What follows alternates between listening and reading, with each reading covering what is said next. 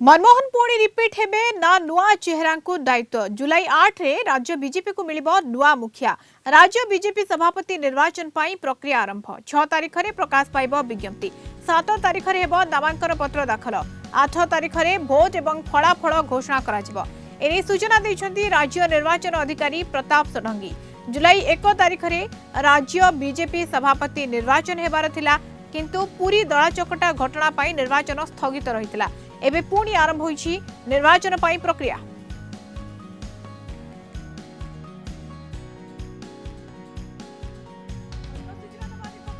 Bhubaneswar senior reporter हम सहित phone line जोड़ी होती दीपक 8 रे बीजेपी राज्य नुआ मुखिया मनमोहन को नारे पुणी थरे मोहर बाजिबो नाउ किए नुआ चेहरा कौन जना पड़ुछि मधुसूदन जमी कहीपर जदि आम 31 तारिख दिन आम राज्य सभापति नुआ सभापति चयन करा तार प्रक्रिया सब समाप्त होता 273 जन जो भोटर अच्छा सी निर्वाचन करी नुआ राज्य सभापति चयन करा किंतु जेहेतु पुरी रे जो अवमान कांड घटी ताकू लेकिन स्थगित रही आज जो विज्ञप्ति बाहरी 6 तारिख दिन जो मैंने अच्छा भोटर से अंतरीण सूची देवे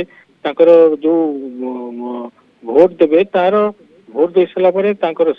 7 तारिख दिन जोटा रही कोटा भोट नाक छेई कह कौन रही ही तदंत परिष्कृत हम जदि कह 7 तारिख दिन पुणी नामांकन भर्ती करेंगे नामांकन जदि देखो यहीटा गोटे प्रक्रिया रही नामांकन जदि मनमोहन सामल कहीं न करुँच मनमोहन सामल जदि कहीपर 9 तारिख दिन नाम घोषणा हम नुआ राज्य सभापति हिसाब से जदि आउ किए जदि करुँच प्रक्रिया निर्वाचन में आउ जदि किए नामांकन कहते जमी आम विगत दिन में कहते गोलोक महापात्र कहतु वीरेन्द्र त्रिपाठी कहतु प्रताप षडंगी कहतु अनेक नाम आसूची राज्य सभापति रेस रे किंतु प्रथम जदि कहीपर मनमोहन सामल को नाम मोहर जदि कहीपर समस्ते आगामी दिन में कहते मनमोहन सामल सभापति हो पारती कारण से विरोधी दल जो सभापति थे राज्य सरकार को आनी से संगठन कहतु दक्षता अनुभूति समस्त को कही कह युव टू नहीं बुद्धिजीवी टू नहीं समस्त सहित सी समन्वय रखिंट संगठन को भी रखिंट सरकार जो सरकार आसी सारा पर भी जो संगठन और सरकार सहित समन्वय रखी चलन करुँच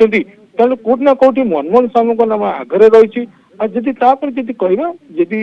नामांकन जदि जो आम कहते जदि नामांकन मनमोहन सामल भर्ती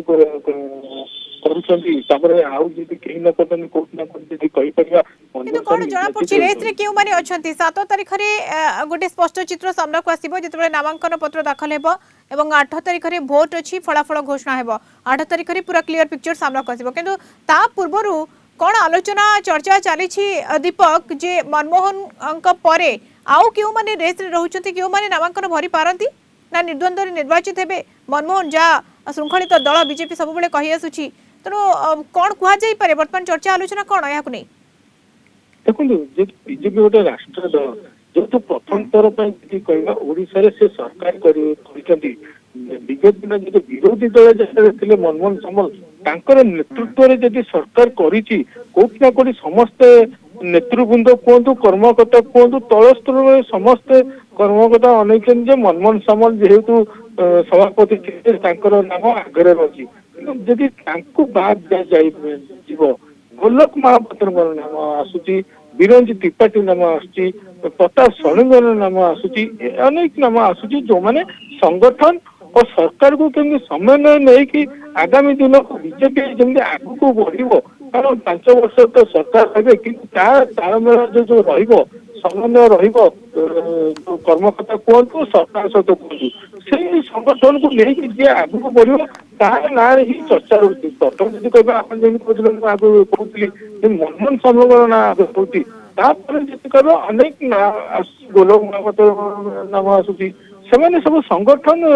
सहित जड़ित अच्छा और सरकार सहित केमती समन्वय रखिक आगु को बीजेपी को सी आगु को बढ़ेब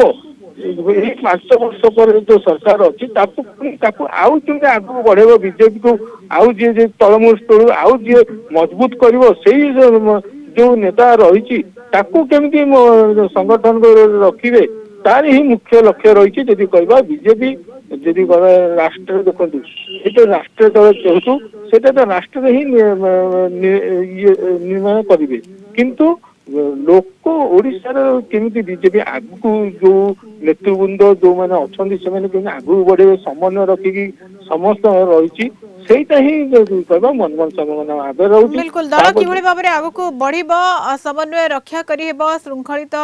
भाबरे दल किभଳି भाबरे ग्राउंड को जीवो लोकंक पाखु को जीवो ये सब किछि मुखियांक कांधरे रहिता वर्तमान समय मनमोहन सामल पुणी थरे रिपीट हेबे ना आउ के नुआ चेहरा सामना को आसी पारंती रेस रे जदि अनेक रहिछंती 7 तारिख रे नामांकन दाखल हेबो एवं 8 तारिख रे भोट रहिछि एवं फलाफल घोषणा हेबो ताकू ही अपेक्षा। धन्यवाद दीपक सूचना पाई आम सहित सीनियर रिपोर्टर दीपक महांती जोड़ी होते। राष्ट्रीय निर्वाचन अधिकारी डॉक्टर के लक्ष्मण आदेश क्रमे ताकू पुनः बार 6, 7 और 8 जुलाई रे सारिया पाई निष्पत्ति करा जायछि एवं 6 तारिख दिन ए नहीं विधिबद्ध जो विज्ञप्ति आज प्रकाशित होईछि एवं 6 तारिख दिन तार मतदाता सूची प्रकाशित हब एवं मतदाता सूची से दिन चूड़ांत पर्याय मध्य संध्या सुधा आम समस्त को नजर को आसीबो जदि मतदाता सूची जदि कौन प्रकार ऑब्जेक्शन अभियोग थाए ताहले से दिन मध्य तार संशोधन करा जिवो बा ताकू शुणानी करा जिवो एवं सेही मतदाता सूची को लेकी ता परवर्ती दिन 7 तारिख दिन तार आमर नॉमिनेशन हबो एवं जो प्रार्थीपत्र जो माने दाखल करिवे तांको से दिन मध्य जदि एकाधिक आसीबो ताहले सेति पई चिन्ह मध्य अलॉटमेंट हबो एवं 8 तारिख दिन निर्वाचन माध्यम रे फलाफल घोषणा करा जिवो।